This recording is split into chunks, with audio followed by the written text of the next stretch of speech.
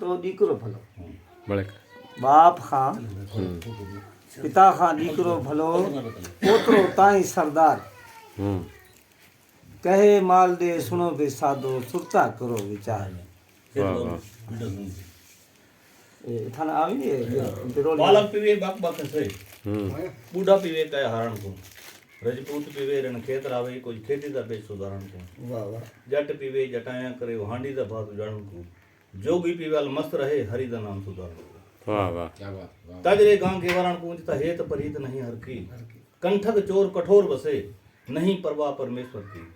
पिंड पाप धरे जी घात करे वो कथा नहीं सुने धरनी धर की सही दीन कहे फिटकार लगे जो लाज मर जात नहीं गोर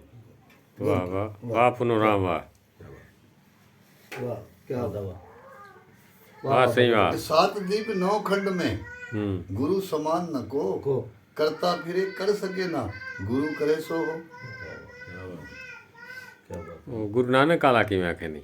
साथ मिले साड़ी संगत होंदी हां गिरे हां हां गए साथ मिले हाँ, साथ गुरु नानक काले वो तो जिवें जे सत्संग मर्दाना दे अपना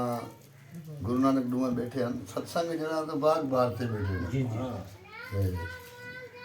ਆਗੇ ਗੁਰੂਦੇਵ ਜਦੋਂ ਤੁਸੀਂ ਬੈਠੇ ਹੋ ਸਤਸੰਗ ਦੇ ਵਿੱਚ ਤੇ ਸਾਧੂ ਸੰਤ ਆਉਂਦੇ ਤਾਂ ਬੜੇ ਯਾਨੀ ਕਿ ਗੁਲਾਬ ਦੇ ਗੁਲ ਵਾਂਗੂ ਇਵੇਂ ਖਿਲੇ ਰਹਿੰਦੇ ਹੋ ਤੇ ਸਾਧੂ ਸੰਤ ਜਾਂਦੇ ਆ ਤੇ ਮਾਯੂਸ ਹੋ ਕੇ ਬਹਿ ਜਾਂਦੇ ਆ ਗੱਲ ਕੀ ਤੇ ਇੱਥੇ ਮਹਾਤਮਾ ਕਹਿੰਦੇ ਆ ਕਿ ਸਾਧ ਮਿਲੇ ਸਾਡੀ ਸ਼ਾਦੀ ਹੋਊਗੀ ਵਿਛੜ ਗਿਆ ਦਿਲਗੀਰੀ ਵੇ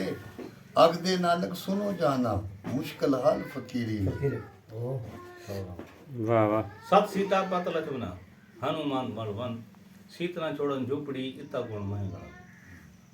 वाह ये ठीक वाह वाह वाह गोमन राम वाह गोमन राम से दुबई को आए बड़ी पर गोमन राम तो सही कोई सुनाओ ये भी आप कोई अरबी सुना दे ये भी आप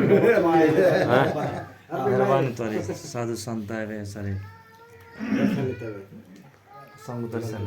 दर्शन लेता यार हाँ जी, वाह। गोमन राम ने पूछ दिया हाँ सदिक बकरा जैन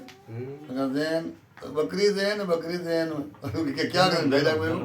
हाँ? गनम गनम हाँ जन्म जैन कुल ना पर जैन का जैन